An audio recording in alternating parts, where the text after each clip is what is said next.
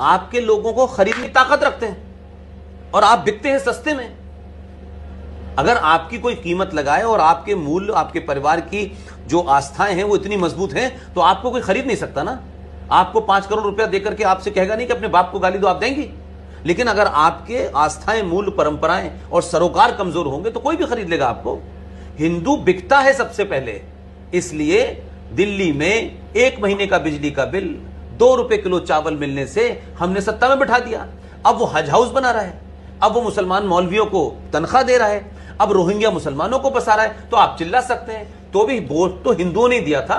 क्या सारी 70 सीटें जो दिल्ली की हैं वो मुसलमानों की वजह से जीत गया? वो 2, 4, 5 सीटें जीता होगा। तो हिंदू कौन सा हिंदू?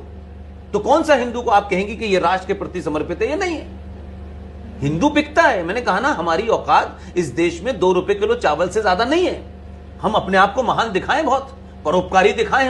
हम झूठ मक्कारी पे खड़े हुए लोग हैं। लिहाजा केजरीवाल जैसी मानसिकता सत्ता पर रहने के लिए, इससे पहले भी लोग यही कर रहे थे।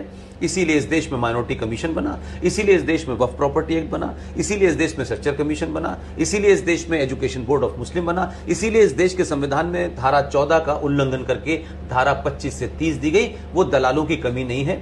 हिंदुओं में सबसे ज्यादा दलाल मिलते हैं, हिंदू जल्दी बिकते हैं। इसलिए आज की पीढ़ी के सामने सवाल यह है कि हम किसके साथ खड़े हों। इसलिए मैं ये मानता हूं कि एक कई लंबे समय के बाद, 700-800 साल के बाद पहली बार भारत के नौजवान हिंदुओं ने अपने हिंदू होने पे नफरत नहीं है, कॉम्प्लेक्स नहीं है, उन्हें गर्व है।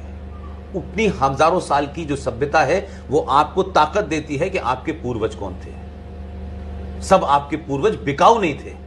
लेकिन इतनी लंबी मेहनत के बाद जो आज की जनरेशन में लोग आ रहे हैं, उस वजह से एक नया नैरेटिव हो रहा है। इसलिए आज आप ये सवाल पूछ रही हैं। 10 साल पहले तो ये सवाल भी नहीं लोग करते थे, एमयू के बारे में जानते ही नहीं थे।